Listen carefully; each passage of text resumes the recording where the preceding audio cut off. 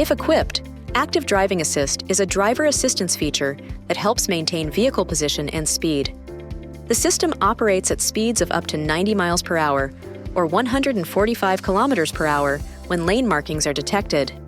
To activate ADA, you must be driving with your hands on the steering wheel. Push the ADA button on the right side of the steering wheel. If Adaptive Cruise Control was previously disabled, it will be enabled along with the Active Driving Assist. Push and release the Set Plus or Set Minus button when the desired speed is reached to engage ACC, and adjust the ACC distance setting as needed.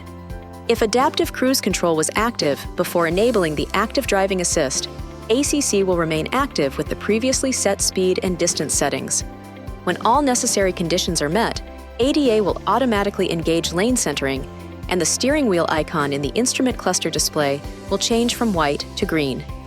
ADA system status is shown in the cluster, along with any warnings.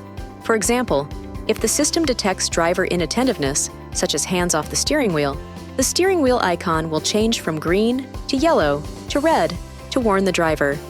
Other alerts can include messages, audible warnings, steering wheel vibrations, and brake jerk warnings. A variety of conditions must be met to engage Active Driving Assist. See your owner's manual for more information.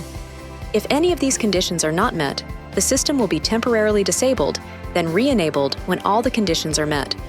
To turn the system off completely, press the ADA button again.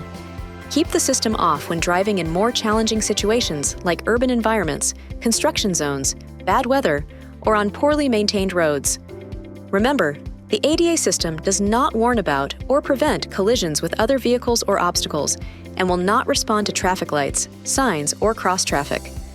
Always remain alert and pay attention to traffic conditions when using the system. This video is not intended to take the place of your owner's manual. For complete details and other important safety information, please see your owner's information.